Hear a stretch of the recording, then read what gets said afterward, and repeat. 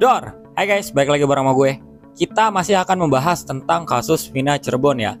Tapi di video kali ini gue akan membahas potensi dari salah tangkapnya para terdakwa dan tersangka yang baru saja ditangkap, Peggy.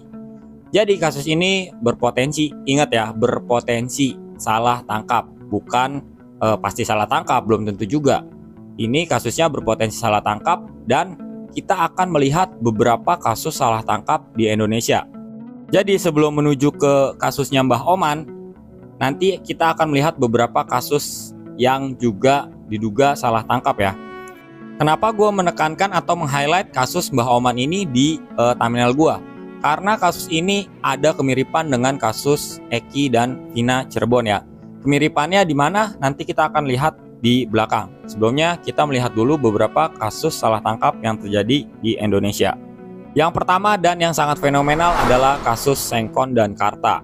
Gua nggak akan membahas ini secara detail ya, jadi hanya akan meng-highlight sedikit aja. Kalian bisa melihat di channel YouTube lainnya ya, karena udah banyak yang mengupas tentang kasus ini. Jadi intinya Sengkon dan Karta ini ditangkap sekitar tahun 1970-an. Mereka dituduh melakukan perampokan dan pembunuhan terhadap sepasang suami istri ya. Saat ditangkap, Sengkon dan Karta mengaku jika dia dipukuli dan disiksa habis-habisan, hingga akhirnya terpaksa mengaku melakukan perampokan dan pembunuhan itu. Singkat cerita, mereka berdua kemudian mendapatkan vonis, lalu menjalani hukuman di dalam penjara. Setelah beberapa tahun menjalani masa hukuman, uniknya mereka bertemu dengan seseorang yang mengaku sebagai pelaku perampokan dan pembunuhan itu.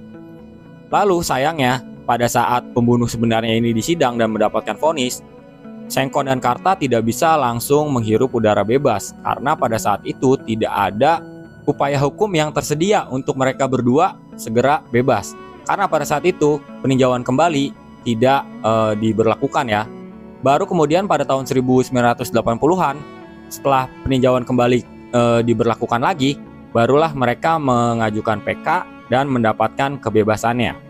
Setelah kurang lebih 2 tahun menghirup udara bebas, pada tahun 1983, Sengkon dan Karta mengajukan gugatan ke Pengadilan Negeri Bekasi.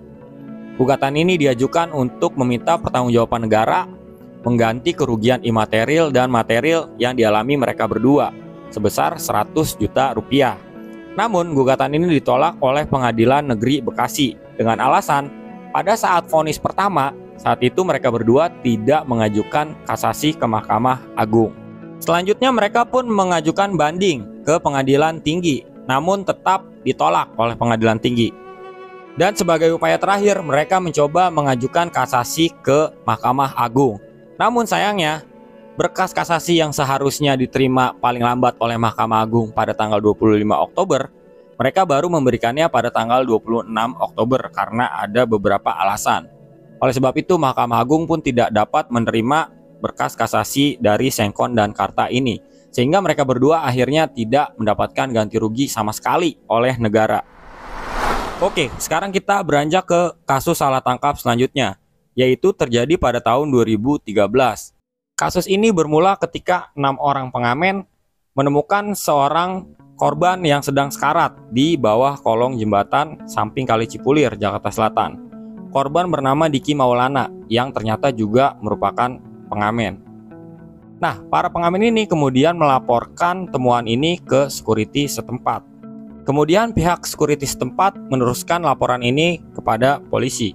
Sebelum kita berlanjut, gua mau memberitahu dulu ya, kalau dari 6 pengamen ini, 4 pengamen merupakan anak-anak atau di bawah umur, yaitu Fikri Pribadi 17 tahun, Bagus Firdaus alias Pau 16 tahun, Fatahillah 12 tahun, dan Ucok alias Arga Putra Samosir 13 tahun. Dan keduanya sudah terhitung dewasa, yaitu Nurdin Priyanto 23 tahun dan Andro Supriyanto 18 tahun. Jadi nanti kita akan memisahkan penyebutan ke dua kelompok ini ya. Fikri Pribadi dan kawan-kawan berarti yang masih anak-anak, Nurdin dan Andro berarti yang sudah dewasa. Dalam proses penyelidikan yang dilakukan pihak kepolisian, ke-6 orang pengamen ini kemudian diundang untuk menjadi saksi dalam peristiwa ini. Pada proses penyelidikan dan penyidikan yang dilakukan pihak kepolisian, Keenam pengamen ini justru dipaksa untuk mengaku bahwa mereka adalah pelaku pembunuhan terhadap Diki Maulana. Mereka yang awalnya bersikeras tidak mengakui kejahatan itu karena bukan mereka yang membunuh Diki, akhirnya menyerah karena mengalami siksaan terus-menerus dan mengalami kekerasan terus-menerus hingga mereka tidak kuat dan akhirnya mengakui perbuatan itu. Kemudian Fikri dan kawan-kawan yang masih berusia di bawah umur atau anak yang berhadapan dengan hukum dilakukan sidang terlebih dahulu pada tanggal 1 Oktober 2013 dan mendapatkan vonis Fikri 4 tahun, Fathaillah 3 tahun 6 bulan, Ucok dan Pau 3 tahun. Sementara untuk tersangka dewasa yaitu Nurdin dan Andro masih terus dilakukan pemeriksaan pada saat itu. Hal ini sesuai dengan Undang-Undang Perlindungan Anak, di mana jika anak dituduh melawan hukum atau melanggar hukum dengan para orang dewasa, maka berkasnya harus dipisah dan yang dewasa akan disidangkan belakangan. Anak-anak ini akan disidangkan terlebih dahulu. Pada tanggal 28 Oktober 2013, Fikri dan kawan-kawan mencoba mengajukan banding. Namun Pengadilan Tinggi Jakarta justru menguatkan putusan PN Jakarta Selatan terhadap vonis masing-masing terdakwa ini. Lalu pada tanggal 23 Desember 2013, Fikri dan kawan-kawan masih mencoba mengajukan kasasi ke Mahkamah Agung. Tapi permohonan kasasi ini ditolak dengan alasan sudah melewati batas tenggat waktu yang ditentukan, yaitu 14 hari. Kemudian tersangka dewasa yaitu Nurdin dan Andro akhirnya diputuskan bersalah pada tanggal 16 Januari 2014 dan dipidana penjara masing-masing 7 tahun. Keduanya pun akhirnya langsung melakukan banding. Dalam sidang banding ini ditemukanlah fakta baru bahwa pembunuh sebenarnya bernama Chairuddin Hamzah, yang dikatakan oleh Ian pribadi, teman dari Chairuddin Hamzah ini. Dia bersaksi bahwa ia dan Chairuddin Hamzah sebenarnya adalah pembunuh dari Diki Maulana. Dengan adanya bukti baru tersebut, Pengadilan Tinggi Jakarta kemudian membebaskan Nurdin dan Andro dari seluruh dakwaan. Dengan adanya putusan bebas terhadap Nurdin dan Andro, pada tanggal 6 April 2015, Fikri dan kawan-kawan memohon kepada Mahkamah Agung untuk melakukan peninjauan kembali dengan adanya novum baru yang dapat membuktikan bahwa keempat anak yang berhadapan dengan hukum tersebut tidak bersalah. Akhirnya pada tanggal 19 Januari tahun 2016, Fikri dan kawan-kawan dibebaskan dari segala tuduhan dan dibebaskan juga dari lembaga permasyarakatan atau dari penjara. Kemudian pada tanggal 21 Juni tahun 2016, Nurdin dan Andro yang dibantu oleh pengacara publik dari Lembaga Bantuan Hukum Jakarta menggugat Polda Metro Jaya dan Kejaksaan Tinggi DKI Jakarta untuk ganti rugi atas perkara salah tangkap yang mereka alami. Mereka menuntut uang sebesar 1 miliar. Gugatan ganti rugi diajukan ke Pengadilan Negeri Jakarta Selatan melalui pra-peradilan. Kemudian pada tanggal 9 Agustus 2016, hakim pun mengabulkan gugatan dari Nurdin dan Andro ini, namun hanya sebagian. Gugatan mereka adalah 1 miliar, yang dikabulkan hanyalah 72 juta atau masing-masing 36 juta per orang. Majelis hakim hanya mengabulkan gugatan material berupa hilangnya penghasilan dari pekerjaan Andro dan Nurdin selama 8 bulan ditahan di Polda Metro Jaya dengan rincian 150.000 per hari dikali 8 bulan, yaitu sekitar 36 juta. Gugatan imaterial tidak dikabulkan karena hakim menilai para pemohon tidak dapat membuktikan kerugian imaterial yang diderita secara rinci. Beberapa kerugian imaterial yang digugat oleh para pemohon diantaranya adalah kecacatan fisik yang dialami saat pemeriksaan, lalu melakukan rehabilitasi nama baik, dan trauma psikologis korban. Namun hakim menganggap semua itu tidak dapat dibuktikan oleh korban atau tidak terbukti di persidangan. Berselang 3 tahun kemudian atau sekitar tahun 2019, giliran Fikri dan kawan-kawan yang juga dibantu oleh LBH Jakarta memperjuangkan hak ganti rugi atas penahanan mereka sebesar Rp186.600.000 per anak. Biaya itu meliputi total kehilangan penghasilan sampai biaya makan selama di penjara. Dengan demikian total untuk keempatnya adalah Rp746.400.000. Namun sayangnya gugatan mereka ditolak oleh Hakim Tunggal Elvian yang mengadili gugatan tersebut dengan menyatakan bahwa gugatan pemohon dianggap kedaluarsa karena petikan pengadilan yang menyatakan mereka tidak bersalah keluar sejak tahun 2016 lalu. Menurut Hakim, keputusan ini sesuai dengan pasal 7 ayat 1 PP 92 tahun 2015 yang berbunyi bahwa tuntutan ganti kerugian hanya bisa diadukan paling lambat 3 bulan terhitung sejak tanggal petikan atau salinan putusan pengadilan memperoleh ketetapan hukum. Namun pihak pengacara dari Fikri dan kawan-kawan mengatakan bahwa salinan putusan yang mereka terima baru diterima pada bulan Maret tahun 2019, sehingga di bulan Juni itu masih terhitung belum 3 bulan. Pihak kuasa hukum para pemohon juga mengatakan akan menempuh jalan lain untuk memperjuangkan keadilan bagi para korban salah tangkap ini.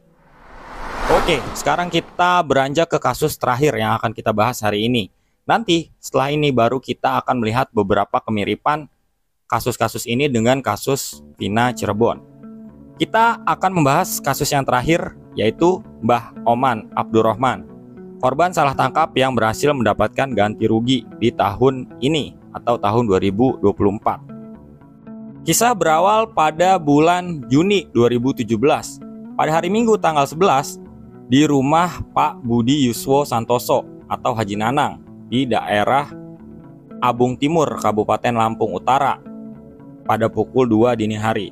Saat itu rumah Pak Budi atau Haji Nanang ini didatangi perampok berjumlah 8 orang yang diduga bersenjata api. Seluruh penghuni rumah dibuat tak berkutik pada saat itu hingga akhirnya kawanan perampok ini berhasil membawa kabur uang sebesar 60 juta, lalu beberapa ATM beserta dokumen penting lainnya termasuk 3 BPKB kendaraan roda 4 milik Pak Budi.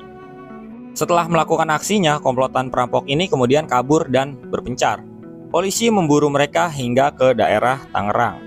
Berselang 2 bulan dari kejadian perampokan itu, tepatnya pada tanggal 22 Agustus tahun 2017 jam 9 pagi, Mbah Oman sedang membersihkan masjid, hal yang sehari-hari biasa dilakukan olehnya.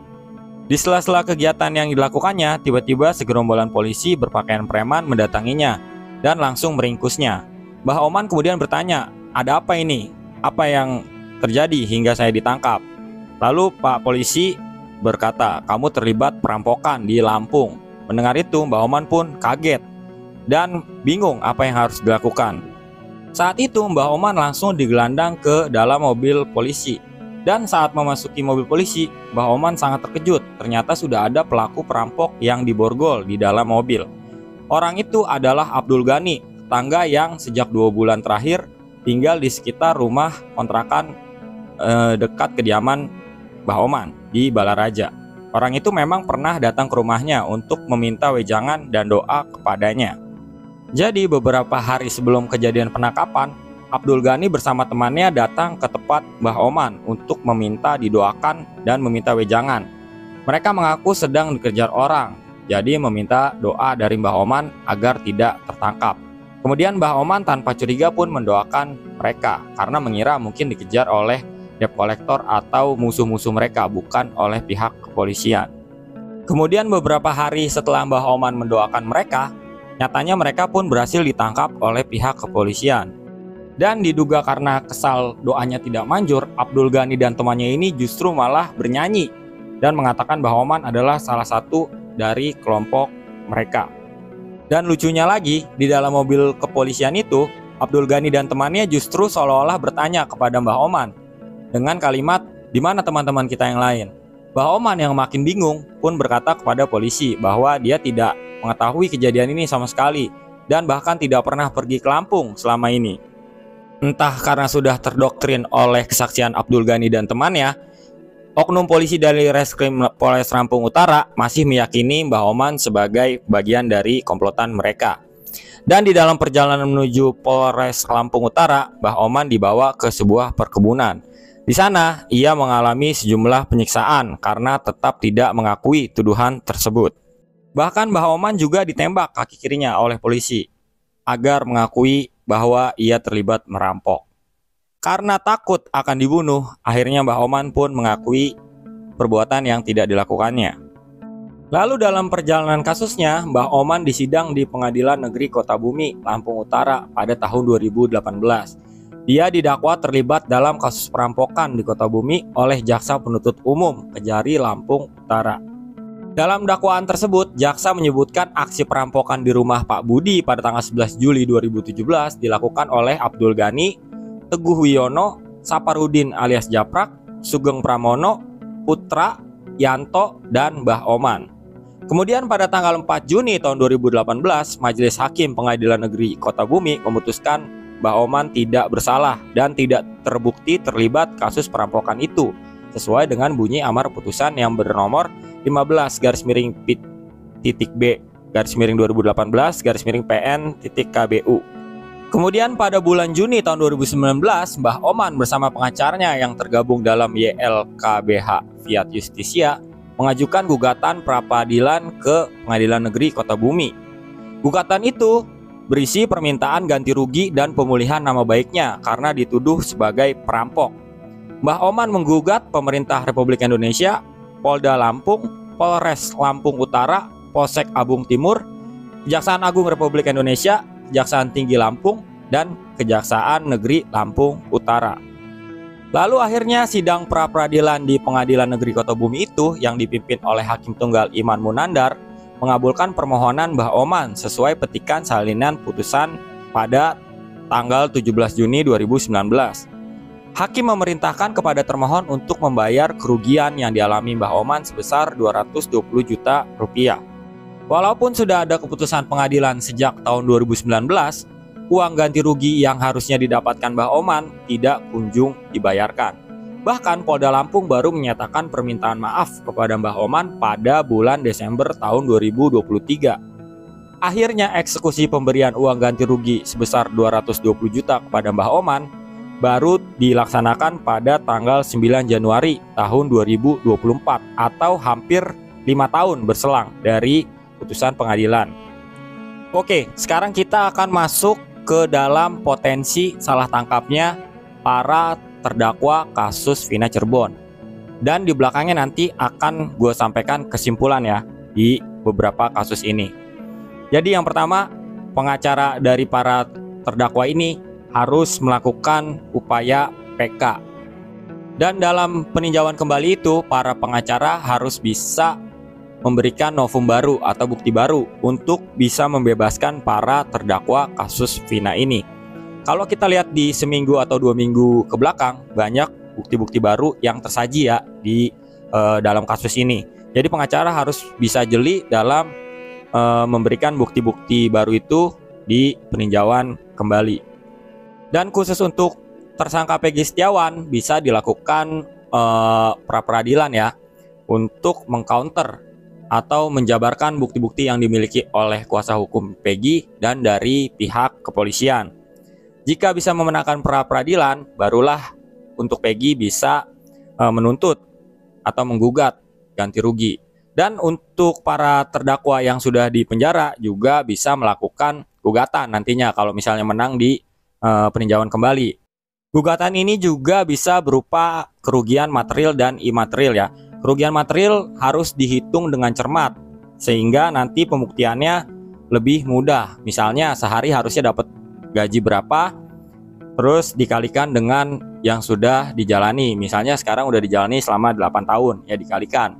Terus imaterial bisa berupa kecacatan atau bentuk lain ya, trauma misalnya, atau kerugian-kerugian lain yang diderita oleh para korban salah tangkap ini. Jadi untuk kerugian imaterial ini memang cukup sulit ya untuk meyakinkan hakim. Dalam hal ini harus meyakinkan hakim ya, karena hitung-hitungannya tidak bulat gitu. Kayak misalnya gaji kan bisa direka-reka terus dikalikan 8 tahun. Kalau imaterial ini harus meyakinkan hakim. Kalau tidak akan diterima oleh hakim. Oke, sekarang saatnya kita masuk ke dalam kesimpulan dan saran. Saran ini penting juga ya, supaya lebih akademis. Kesimpulannya, dari beberapa kasus yang udah gue sebutkan tadi, yang pertama kasus Sengkon dan Karta, terus kasus pengamen yang salah tangkap, dan yang terakhir kasus Mbah Oman, kita dapat menyimpulkan kemiripan dengan kasus Vina Cirebon. Yang pertama, kemiripan dari keempat kasus ini adalah sama-sama disiksa dan disuruh mengaku. Jadi pihak kepolisian dalam hal ini hanya mengejar pengakuan dari para tersangka, yang seharusnya ini adalah bagian dari saran ya. Seharusnya pihak kepolisian lebih mengedepankan scientific crime investigation. Sebagai contoh, untuk kasus Mbah Oman, di situ TKP-nya sudah jelas di mana, kejadiannya sudah jelas jam berapa. Harusnya pihak kepolisian daripada mengejar pengakuan Mbah Oman dan ditembak gitu, lebih baik Mbah Oman dibawa ke tempat kejadian dan dicocokkan misalnya sidik jarinya atau DNA-nya, atau bisa juga dicocokkan dari bukti-bukti lain, misalnya CCTV atau bukti digital forensik, handphone Mbah Oman dan lain-lain. Harusnya kan bisa dicek dulu daripada hanya mengejar pengakuan bahkan sampai harus ditembak seperti itu. Jadi ini adalah, menurut gue ya, ini adalah momentum untuk pihak kepolisian berbenah. Jangan sampai ada lagi tersangka yang harus dipaksa mengaku pada sebuah tindakan yang diduga atau dituduhkan kepadanya. Biarkan scientific crime investigation yang akan menjawab itu. Walaupun tersangkanya nggak ngaku, kalau buktinya udah jelas-jelas mengarah kepada orang itu, ya dia nggak bakalan bisa mengelak lagi. Dan khusus di kasus Mbah Oman, ini ada kemiripan kedua ya dengan kasus Eki dan Vina Cirebon. Bahwa di kasus Mbah Oman, terdapat 2 orang yang datang ke tempat Mbah Oman untuk didoakan. Namun saat akhirnya tertangkap, 2 orang ini kesal dan dendam kepada Mbah Oman, sehingga akhirnya menyeret atau memfitnah Mbah Oman turut serta ke dalam perampokan yang dilakukan. Itu sama dengan, atau mirip ya, gue nggak bisa bilang sama, mirip dengan kasus saksi Aep yang katanya melihat korban dilempari batu dan dikejar oleh para terdakwa ini. Padahal setelah kita mengetahui kejadian yang sebenarnya dari saksi-saksi di lokasi, mereka mengatakan bahwa Aep di beberapa hari sebelum kejadian sempat digerebek oleh para terdakwa karena membawa wanita dan berpotensi melakukan tindakan asusila di kampung mereka. Tentu saja kasus penggerebekan ini bisa membuat dendam ya dari pihak Aep ke pihak terdakwa yang katanya menggerebek dan melakukan sedikit tindak kekerasan. Dan sayangnya polisi juga saat itu mempercayai begitu saja keterangan Aep ini tanpa meng-cross-check lebih jauh atau melakukan scientific crime investigation. Jadi kita tinggal lihat nanti jika diadakan peninjauan kembali, kita akan melihat siapa yang benar, apakah saksi-saksi yang dari tahun 2016 sudah diperiksa atau saksi-saksi baru dan bukti-bukti baru yang akan dihadirkan di persidangan. Jadi gitu aja ya buat video kali ini. Gue minta maaf kalau ada salah-salah kata. Semoga kebenaran segera terungkap untuk keadilan bagi semua pihak, termasuk para korban Vina dan Eki dan para terdakwa yang saat ini sudah mendekam di penjara. Oke guys, sampai ketemu di video selanjutnya. See you.